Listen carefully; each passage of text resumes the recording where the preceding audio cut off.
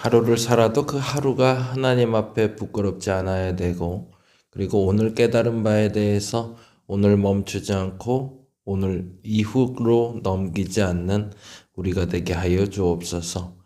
항상 우리는 내일로 자꾸 모든 일을 미루는 어리석음이 있는데, 하나님 그 내일에 대한 분명한 소망을 갖고 사는 것은 중요하지만 오늘 해야 할 일은 오늘 감당할 수 있는 우리가 되게 하여 주시옵소서. 감사합니다. 고마우신 예수님 이름으로 기도드립니다. 아멘, 아멘. 오늘은 누가복음 19장에서 24장까지 보는 날이고요. 오늘하고 내일까지 새벽 예배하고 금요일 날은 이제 제주도 출발하는 날이라 그날 하루는 없습니다. 그래서 오늘 누가복음을 보시고 내일 요한복음부터 다시 시작하시면 되는데, 금요일 본문은 온라인으로 여러분이 성경 통독하시는 것으로 대신해 주시면 감사하겠습니다. 그리고 지금 누가복음까지 아직 잘 못 쫓아왔던 분들은 너무 실망하지 마시고, 아직 이제 요한복음부터 시작할 수 있는 날이 준비되어 있으니까요. 오늘 잘 마무리하시고, 그리고 내일 요한복음부터 다시금 통독 시작해 보시면 그것도 유익한 정보가 될 것 같습니다. 특별히 계속 해오시는 분들은 이번엔 멈추지 않고 끝까지 한번 함께 갔으면 좋겠습니다. 오늘은 누가복음 19장부터 24장까지 보는 날인데, 그 중에 24장 25절에서 34절까지 말씀 같이 읽고 말씀 나누도록 합니다. 누가복음 24장 25에서 34까지 제가 읽어 드리겠습니다. 이르시되 밀어나고 선지자들이 말한 모든 것을 마음에 더디 믿는 자들이여, 그리스도가 이런 고난을 받고 자기 영광에 들어가야 할 것이 아니냐 하시고, 이에 모세와 모든 선지자의 글로 시작하여 모든 성경에 쓴 바 자기에 관한 것을 자세히 설명하시니라. 그들이 가는 마을에 가까이 가매 예수는 더 가려 하는 것 같이 하시니, 그들이 강권하여 이르되 우리와 함께 유하사이다. 때가 저물어 가고 날이 이미 기울었나이다 하니, 이에 그들과 함께 유하러 들어가시니라. 그들과 함께 음식 잡수실 때에 떡을 가지사 축사하시고 떼어 그들에게 주시니, 그들이 눈이 밝아져 그인 줄 알아보더니 예수는 그들에게 보이지 아니하시는지라. 그들이 서로 말하되 길에서 우리에게 말씀하시고 우리에게 성경을 풀어주실 때에 우리 속에서 마음이 뜨겁지 아니하더냐 하고, 곧 그때로 일어나 예루살렘에 돌아가 보니 11제자 및 그들과 함께한 자들이 모여 있어 말하기를 주께서 과연 살아나시고 시몬에게 보이셨다 하는지라. 아멘, 아멘. 오늘은 19장부터 20장까지 보는 날이고요. 어저께 우리 김민재 권사님 잘 도착하셨습니다. 연착 안 되고 생각보다 시간이 빨리 오히려 도착하셔서 같이 잘 만나서 저녁 같이 먹고 왔는데, 우리 금요일 날 반가운 마음으로 같이 만났으면 좋겠습니다. 특별히 금요일 날은 저희가 4시부터 아마 움직여야 될 것 같아요. 빠른 분들은 4시 15분에 정도에 만나야 되니까 조금 일찍 움직이셔야 되고, 그래서 6시 전에 5시 50분까지 김포공항 도착이니까요. 시간 맞춰서 잘 이동하시면 좋겠고, 특별히 계속 강조하는 게 신분증 확인하고 있으니까요. 신분증 꼭 챙겨서 오시면 좋을 것 같습니다. 19장 말씀부터 같이 봐볼까요? 19장은 사실은 어제 말씀드린 부자 청년의 비유 계속 연결됩니다. 10장의 부자 청년의 율법 교사의 영상을 얻으리까라는 질문과 더불어 어제 부자 청년의 내가 무엇을 하여야 영상을 얻으리까라는 말과 같이 연결해서 봤었는데요. 그 본문의 마지막이 안타깝지만 이렇게 끝나고 있죠. 18장 25절인데 낙타가 바늘귀로 들어가는 것이 부자가 하나님 나라에 들어가는 것보다 쉬우니라 라는 말로.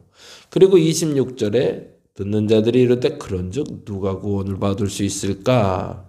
그러자 예수께서 이렇게 얘기하시죠. 27절에 이르실 때 무릇 사람이 할 수 없는 것을 하나님은 하실 수 있느니라 라는 이야기를 통해서 하나님이 가능하시면, 하나님이 원하시면 부자도, 그리고 그 기준도 어렵다고 여겨진다 할지라도 반드시 성취되리라 라는 이야기를 우리에게 힌트 조건으로 주고, 친절하게 누가복음은 이 부자 청년의 비유와 연결해서 삭개오의 본문을 가져와 부자가 어떻게 천국에 들어갈 수 있는지.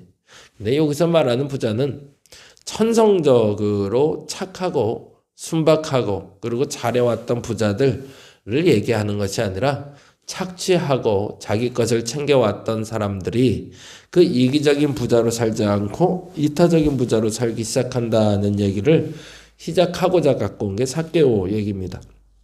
그러니 우리가 그 계속 프레임이라는 단어를 많이 쓰는데 저 사람은 나빠, 저 사람은 나빠 라고 가스라이팅을 계속 하다 보면 저 사람은 나쁜 사람이라고 규정되는 것처럼 삭개오 그리고 당시의 부자들이라고 지칭됐던 사람들, 부유한 사람들은 무조건 나빠라는 어떤 기준이 만들어져 있어서 사실은 부자는 나쁜 사람들 이렇게 익숙하게 볼 수가 있었고, 그 이야기를 후대에 지금에 이르기까지도 그리스도인들 중에 부유하게 사는 사람들은 겸손하지 못한 사람들, 구원받지 못할 사람들이라는 동식처럼 만들어졌는데, 이러한 잘못된 프레임은 좀 깨질 필요가 있는 거죠. 실례로 우리 일제시대 때 부자로 살았던 사람들 중에 굉장히 건강하게 독립운동에 투신했던 분들도 많이 있잖아요.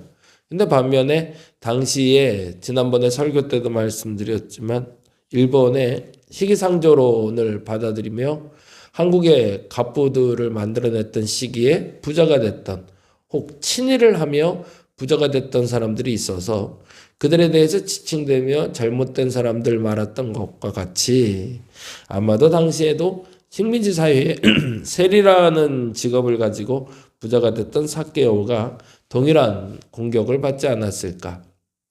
그런데 그가 예수를 만나니 삶이 변했더라 라는 이야기가 19장 이야기가 됩니다. 그래서 19장에서 제일 중요한 얘기는 삭개오 이야기를 잘 읽어내는 거라면, 그래서 19장의 주제를 삭개오로 잡아보시면 좋을 것 같고, 그리고 또 하나 매우 중요한 세 가지의 주제가 나오는데, 달란트의 비유가 누가복음에서는 10문화의 비유로 나오고 있고, 그리고 예수님이 나귀를 타고 예루살렘에 입성하는 장면과 성전 정화 사건까지 짧지만 반복해서 우리에게 설명해 주고 계십니다. 19장은 삭개오라고 해놓으시면 좋을 것 같고요. 20장에는 포도원 비유가 또 나오고 있습니다. 그래서 포도원의 소출은 많이 나왔는데, 근데 그 소출에 대해서 역시 욕심을 내는 사람들, 그리고 주인의 아들까지도 죽여버리는 사람. 그래서 그 무서운 결과에 대해서 이야기하며 어떻게 우리가 가지고 있는 것을 소유하며 어떻게 우리가 가지고 있는 것을 나누어야 되는지에 대해서 이야기하고 있습니다. 그래서 상속자를 죽이는 장면을 통해 삭개오의 장면을 다시 한번 쭉 오버랩하기도 하지만, 또 하나는 이제 예수의 죽음에 대해서 우리가 묵상할 수 있게 되죠. 그래서 20장부터는 이제 십자가를 향해 당하는 본문을 우리가 만나게 되는데, 포도원 농부의 비유와 부활의 가르침 이렇게 해놓으시면 좋을 것 같아요. 포도원 농부의 비유와 부활의 가르침. 자, 그리고 21장으로 가면 과부의 두렙돈 이야기가 또 나옵니다. 이렇게 보면 계속 돈 얘기로 계속 볼 수도 있겠네요. 물론 20장에서도 가이사의 것은 가이사에게, 그리고 하나님의 것은 하나님께라는 말로 연결돼 있어서 18장부터는 계속 이거 계속 돈 얘기만 해 라고 말할 수 있는데, 우리가 가치를 어떤 것에 비중을 두고 살아야 되는지에 대한 물음과 답이라고 보시면 더 좋을 것 같고요. 21장은 사실은 과부에 대한 두렵던 이야기도 있지만 마지막 날에 대한 경고라고 해놓으시면 좋을 것 같아요. 그래서 19장은 삭개오, 20장은 죽음과 부활에 대한 가르침, 그리고 21장은 마지막 날에 대한 가르침. 그래서 그 마지막 날에 무슨 일이 있는가? 21장 34절에 36절에 이렇게 얘기하고 있죠. 너희는 스스로 조심하라. 그렇지 않으면 방탕함과 술 취함과 생활의 염려로 마음이 둔하여지고 뜻밖의 그날의 덕과 같이 너희에게 임하리라. 이 날은 온 지구상에 거하는 모든 사람에게 임하리라. 이러므로 너희는 장차 올 모든 일을 능히 피하고 인자 앞에 서도록 항상 기도하며 깨어있으라 라고 이야기하며 종말의 때는 모든 이에게 임하는 마지막이다 라는, 피해갈 수 없다 라는 이야기를 하고 계시고요. 22장에서는 우리 유월절을 다시 만납니다. 그리고 유월절과 겟세마네 기도에 집중해서 보시는데, 참고로 말씀드렸던 것처럼 겟세마네 기도에 올라가시는 예수님의 모습과 유월절 예수님의 모습이 완전히 다르죠. 그리고 그 전후에 일어나는 사건을 보자면 사실은 예수님의 마음을 느낄 수 있는데, 끊임없이 계속 이 유월절, 소위 말해서 그 마지막 성만찬 날을 읽다 보면서 제게 개인적으로 주시는 메시지는 일상을 지속하라라는 겁니다. 평정심을 유지하라. 흔들리지 마라.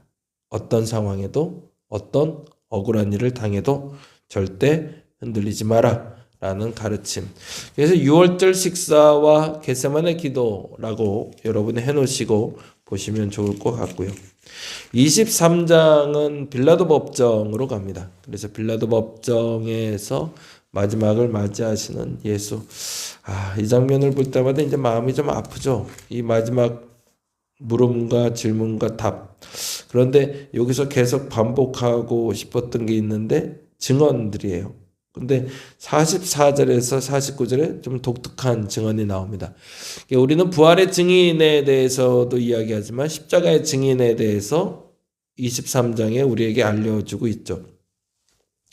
누가는 누가복음을 시작하면서도 말씀드렸던 것처럼 그동안 수많은 사람들이 예수에 대한 기록을 남겼지만 그 중에서 예수에 대한 기록을 상세히 그리고 꼼꼼히 알게 하려고, 더 정확히 객관적으로 알게 하려고 기록했다라고 얘기했어요. 그 방법 중에 하나로 누가가 택한 것이 증언이었습니다. 사람들의 증언.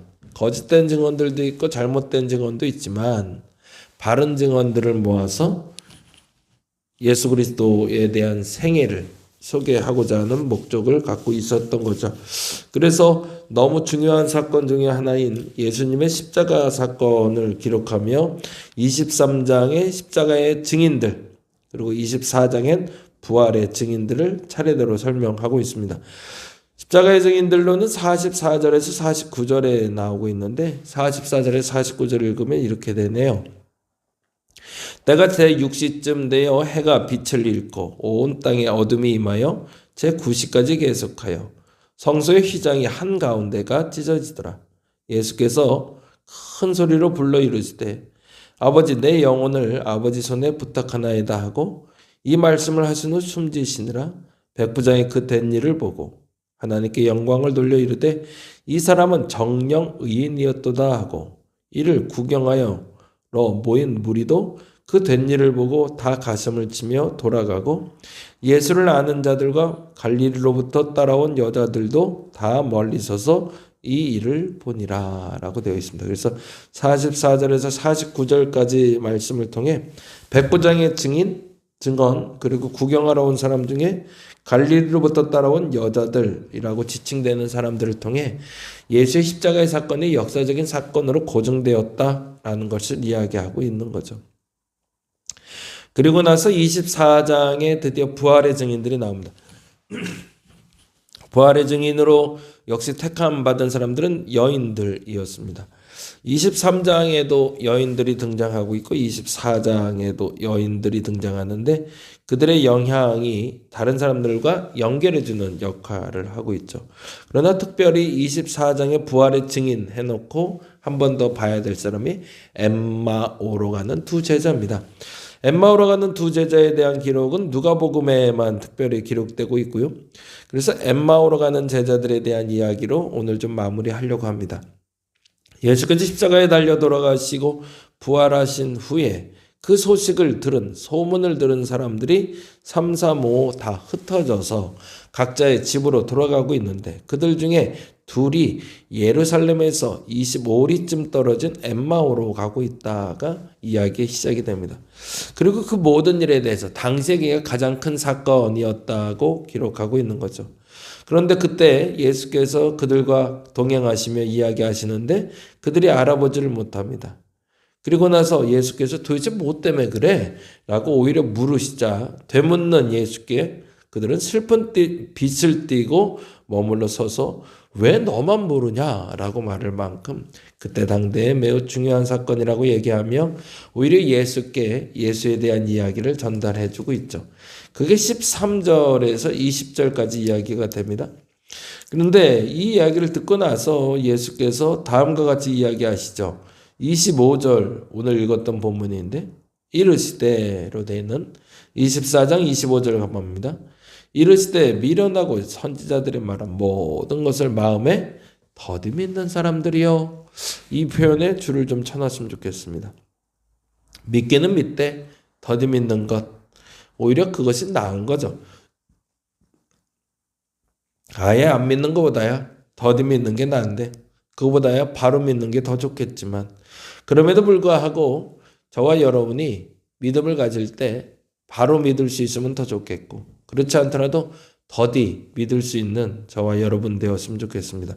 그런데 이렇게 얘기하십니다. 그들에게 믿음이 없다라고 말하시는 게 아니라 천천히 믿고 있구나. 아직은 믿음의 확신이 없구나. 라고 이야기하며 그리스도의 고난과 부활에 대해서 설명하시되 구약을 기준으로 해서 설명해 가십니다.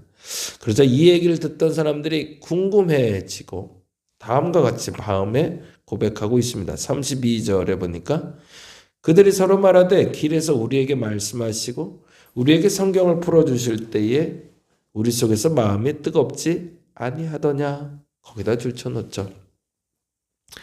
우리의 마음이 말씀을 들을 때 뜨거워질 때가 있습니다. 근데 그때 사람들은 어떻게 하냐면 그 가슴에 뜨거움을 안고 아멘 주여 감사합니다 라고 끝내는 경우가 있는데 그 다음 절이 중요해서 말씀드립니다. 33절에 보면 이렇게 돼 있죠. 곧 그때로 일어나. 거기다 줄쳐 놓으시면 좋을 것 같아요. 제자들이 길을 가다가 예수를 우연히 만나게 된 예수께서 복음을 전해주시며 예수를 밝히 알려주시사 가슴이 뜨거워졌고 그 가슴이 뜨거워졌을 때도 돌이키지 못했던 그들이 예수를 밝히 보고 나선 곧바로 다시 일어나 예루살렘으로 돌아갑니다. 왜? 부활의 증인이 되기 위해서. 저와 여러분의 복음의 증거의 과정은 그러하기를 간절히 바랍니다. 앞서 기도할 때 말씀드린 것처럼 오늘 일을 내일로 미루는 어리석음이 없었으면 좋겠습니다.